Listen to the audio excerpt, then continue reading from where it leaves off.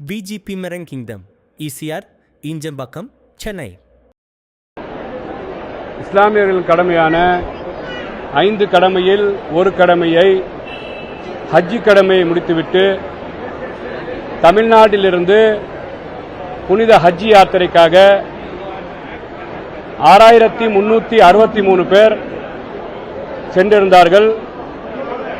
அதன் தொடர்ச்சியாக 5வது விமானத்தின் மூலம் இன்றைய தினம் 401 ஹாஜிமார்கள் புனித ஹஜ்ஜி யாத்திரை முடித்துக்கொண்டு இங்கே வருகை தந்தார்கள். மாண்புமிகு முதலமைச்சர் சார் அவர்களின் ஆலோசனைப்படி அவர் ஆணைக்கிணங்க இன்றைய தினம் புனித ஹஜ் யாத்திரை முடித்து வந்த அத்தனை ஹாஜிமார்களையும் நாங்கள் இங்கே மனமுகர்ந்து அவர்களுக்கு வரவேற்பு தந்தோம், வரவேற்றோம். வர இருக்கின்ற நாட்களிலே தமிழக அரசாங்கம் புனித ஹஜ் யாத்திரை செல்லும் ஹாஜிமார்களுக்கு கடந்த ஆட்சி காலத்தில் 25,000 ரூபாய் மானியமாக கொடுத்து கொண்டிருந்தார்கள். ஆனால் வர இருக்கின்ற துல்ஹஜ் மாதம் ஹஜ்ஜி செல்லக்கூடிய யாத்திரைக்கு செல்லக்கூடிய ஹாஜிமார்களுக்கு முதலமைச்சர் அவர்களின் கவனத்தில் சென்று அந்த ஹஜ்ஜி மானியத்தை 25,000 50,000 தர வேண்டும் என்று அவருக்கு கவனத்துக்கு எடுத்து சொல்லப்படும் என்று தெரிவித்துக் கொள்கிறேன். அது மட்டும் இல்லாமல் ஹஜ் யாத்திரைகள் இங்கே வரும்போது தமிழ்நாட்டிலிருந்து எல்லா டிஸ்ட்ரிக்ட்லேருந்து வரும்போது அவங்க திருநெல்வேலி, விருதுநகர், தென்காசி போன்ற இடத்துல வரும்போது இப்போதைக்கு அவங்க தங்குமிடமாக ஹஜ் ஹவுஸ் சூளையில் இருக்கக்கூடிய ஹஜ் ஹவுஸாக செயல்பட்டு இருக்கின்றது. ஆனால் இங்கே இருக்கக்கூடிய பக்கத்தில் ஒரு 140 கோடி மதிப்பில் ஒரு ஹஜ் ஹவுஸ் கட்டப்பட இருக்கின்றது. அந்த ஹஜ் ஹவுஸ் கட்டப்படுவதை துரிதப்படுத்தி வரும் இந்த ஹஜ் செக்ஷாரில் துல்ஹஜ் மாதம் புனித ஹஜ்ஜிக்கு செல்லக்கூடிய அந்த ஹாஜிமார்களுக்கு பயனளிக்கும் விதமாக அது முடிக்கப்படும் என்று முதலமைச்சர் கவனத்துக்கு கொண்டு செல்லப்படும். அது மட்டும் இல்லாமல் ஹஜ் யாத்திரைகளின் எண்ணிக்கை கேரளா போன்ற மாநிலங்களில் 14,000 சில ஹஜ் யாத்திரைகள் போறாங்க. கர்நாடகா போன்ற மாநிலத்திலிருந்து 8,000-9,000 ஹஜ் யாத்திரைகள் போறாங்க. அது சென்சஸ் அடிப்படையில் கொடுக்கப்படுதுன்னு ஒரு தகவல் சொல்றாங்க. ஆனால் தமிழ்நாட்டில் இருக்கக்கூடிய கடந்த முறை ஆண்டு அரசாங்கம் முறையாக அழுத்தம் கொடுக்காமல் ஹஜ் பயணிகளை உயர்த்த வேண்டும். ஏன்னா இன்னைக்கு 6,663 பேர் மட்டும் தான் இங்க யாத்திரையா போயிருக்கிறாங்க.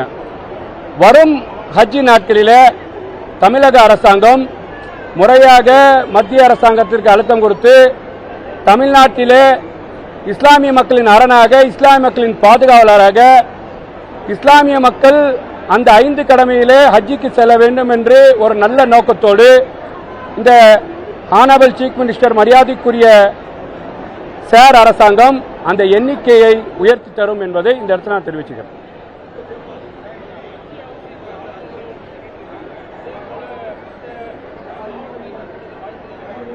இல்லை இப்போ ஹஜ் ஹவுஸ் பார்த்தீங்கன்னா நம்ம கெட்டதே ஏர்போர்ட்டுக்கு பக்கத்தில் இருக்கணுன்ற ஒரு அடிப்படையில் அவங்க ஒரு 10 நிமிஷம் பயணத்தில் வரணும் கெட்டுறாங்க. நீங்கள் மற்ற இடத்துல இப்போ அது கெட்டிட்டா இப்போ இங்கே இருக்கக்கூடிய ஹாஜிமார்களுக்கு ஒரு சிரமத்தை ஏற்படுத்தியான்னு கேட்டிங்கன்னா ஒரு 2,500 பேர் ஹாஜிமார்கள் இருந்தால்தான் ஒரு பன்னாட்டு விமான நிலையத்தில் அந்த ஹஜ்ஜிக்கு செய்யக்கூடிய ஒரு ரூலை கொண்டு வர முடியும். இப்போ தமிழ்நாட்டிலிருந்து இன்னைக்கு போன ஹஜ் இந்த வருஷம் போனவர்கள் 6363 என்ற நம்பரில் போயிருக்கிறாங்க.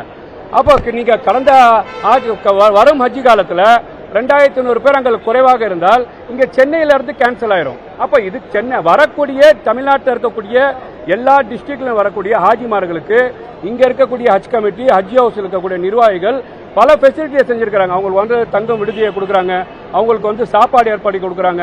இங்க வரும் ஹாஜிகளை அவங்க லக்கேஜை கொண்டு போய் அவங்க எங்க போறாங்களோ அந்த விமானம் வரைக்கும் கொண்டு போய் சேர்க்கிறாங்க.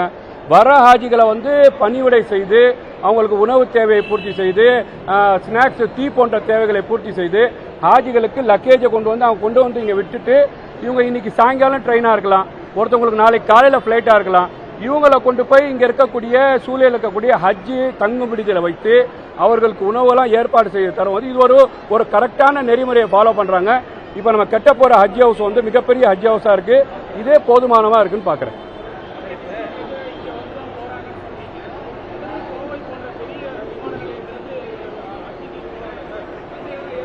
இல்லை, இதில் 2500 பேர் தேவைன்னா நீங்கள் பன்னாட்டு மாநிலத்தில் அலோடு பண்ண முடியும். இங்கே இருக்கக்கூடிய மத்திய அரசாங்கத்தை அழுத்தம் கொடுத்து நம்ம நம்பரை வந்து ஒரு சென்சஸ் அடிப்படையில் கொடுத்தாலுமே கேரளா போன்ற அரசாங்கம் அழுத்தம் கொடுத்து நம்பரை வந்து உயர்த்துறாங்க. கடந்த ஆட்சியாளர்கள் அதை முறையாக செய்யலை. கண்டிப்பாக honourable chief minister Vijay sir government அதுக்கான அழுத்தத்தை கொடுக்கும். நீங்கள் கேட்குற மாதிரி அடுத்த ஹஜ்ஜிலேயே வந்து பார்த்தீங்கன்னா ஒரு 8000 பேரோ 9000 பேர் இருந்தால் எந்த திருச்சி பன்னாட்டு விமான நிலையம், சென்னை பன்னாட்டு விமான நிலையத்தில் பிரித்து போகிறதுக்கு வாய்ப்பு இருக்குது. இது அவங்களுக்கு வந்து இதுதான் சுலபமாக இருக்கும் நான் சொல்கிறேன். முதலமைச்சர் ஆட்சிக்கு வருவதற்கு முன்பாக தமிழ்நாட்டில் பெண்களுக்கான பாதுகாப்பு இருக்கும் சொல்லியிருந்தாரு. இன்னைக்கு கூட ஒரு 3 வயது குழந்தை கூட்டுப்பாலியல் செஞ்சிருந்தாங்க, அதனால இறந்தும் போயிருக்கு. தொடர்ந்து தினந்தோறும் நேற்று முன்தினம் கூட சேலத்தில் தாவேகா நிர்வாகி கைது செய்யப்பட்டிருக்காரு, பெண்களை வந்து ஆபாச படம் எடுத்ததுன்னா. இது போன்ற சம்பவங்களால தொடர்ந்து மக்கள் மீதான அந்த நம்பிக்கையை இழந்துட்டு இருக்குன்னு நினைக்கிறோமா? எப்படி இருக்கு சார்? நீங்கள் கடந்த ஆட்சி காலங்க சொல்கிறாங்கன்னா ஒரு எதிர்கட்சி வந்து சேட்டவார அடிக்கக்கூடிய வார்த்தை தான். கடந்த முறை ஆட்சி ஆண்டவர்கள் என்ன ஆட்சியை செஞ்சாங்கன்னு பார்க்கணும். 2 வயசு பிள்ளை யார் பாலியல் வன்கொடுமை செய்து மர்டர் பண்ணா? விமான பணிப்பெண்ணுக்கு திமுகவோட கவுன்சிலர் பாலியல் வன்கொடுமையில் ஈடுபட்டார். இதெல்லாம் வந்து நடந்திருக்கு. இப்போ ஆட்சி கட்டில் வந்து 30 நாள் ஆயிருக்கு. இதை ஒரு பார்ட்டியை சார்ந்து ஒரு பொய்யான தகவலை செய்கிறாங்க. காவல்துறை இருக்கு, காவல்துறை வந்து முதலமைச்சர் கையில் இருக்கு. இன்னைக்கு சட்ட ஒழுங்கு எப்படி டே 1ல் பெண்களுக்கு பாதுகாப்புன்னு ஒரு தனி பிரிவை வந்து உருவாக்கியிருக்கிறாரு. தமிழ்நாட்டில் போதை இல்லாத தமிழகத்தை வந்த டேலே வந்து அதுக்கான ஜியோவை பாஸ் பண்ணியிருக்காரு. டாஸ்மார்க்னால தமிழக அரசாங்கம் பாதிக்கப்படுதுன்னு 717 கடையை வந்து உடனே மூடி இருக்கிறார். கடந்த ஆட்சி காலத்தில் நம்பரை மாற்றினாங்க. ஹைவேல இருக்கிற டாஸ்மாரை கொண்டு போய் சந்துக்குள்ள வச்சு நம்பரை மாற்றினாங்க. முறையாக பாதிக்கப்படக்கூடாதுன்னு இதுதான் மனித நேயம், இதுதான் சமூக நீதி. கோவில் பக்கத்தில் இருக்கக்கூடிய சர்ச்சு பக்கத்தில் இருக்கக்கூடிய மசூதி பக்கத்தில் இருக்கக்கூடிய டாஸ்மார்க் எடுக்கிறாங்கன்னா அத்தனை மக்களுக்கும் பிறப்புக்கும் எல்லா உயிருக்கும் என்ற முதலமைச்சர் எல்லா மக்களுக்கும் பாதுகாப்பாக இன்னைக்கு தமிழ்நாட்டில் மாதிரி சட்ட ஒழுங்கு சீரா செய்யறாருன்னு பார்க்குறேன். சார், போலீஸ் அதுக்கான யார் தவறு செய்கிறார்களோ கடமையாக நடவடிக்கை எடுக்கப்படும். அதில் என்ன நடந்திருக்குன்னு சொல்லி விசாரிப்பாங்க. அதுக்கு சார்ந்த முதலமைச்சர் கட்டுப்பாட்டிலே அந்த துறை இருக்கு. கண்டிப்பாக கூடிய விரைவில் தவறு செய்தவர்கள் மீது கடுமையான தண்டனை கொடுக்கும். எதிர்க்கட்சிக்கு என்ன விமர்சனம் வைக்கிறாங்கன்னா, நீங்க வெறும் ரீல்ஸ் ஆட்சி தான் நடத்திட்டு இருக்கீங்க அப்படின்றாங்க. இது வந்து அஜிக்காக வந்திருக்கிறேன் சார். இது வந்து பாத்தீங்கன்னா சார், நாங்க ரியல் ஆட்சி நடத்திட்டு இருக்கிறோம். ரீல்ஸ் ஆட்சி நீங்க வந்து நல்ல ஆட்சி நடத்திருந்தா திருப்பி வந்திருக்கணும்ல. முத்துவேல் கருணாநிதி ஸ்டாலின் அவர்கள், உதயநிதி திருப்பி வந்திருக்கணும்ல. நீங்க போர்ட் அவுட் ஆயிருக்கீங்களா குளத்தூர்ல? அப்ப இன்னைக்கு நீங்க நடத்த ஆட்சியை பார்த்து மக்கள் சந்திச்சிருச்சு உங்களை வீட்டுக்கு அமைச்சிருக்காங்க. அப்ப நல்லாட்சி தருவாருன்னு சொல்லி நீங்க சொல்லக்கூடிய ரீல்ஸ் ஆட்சி இல்ல, இவர் தான் ரியல் ஆட்சி, தமிழ்நாட்டில் இவர் தான் வந்து உண்மையான முதலமைச்சர்னு ஹானபிள் சீஃப் மினிஸ்டர் விஜய் சாருக்கு வாக்களிச்சிருக்கிறாங்க. புரியல?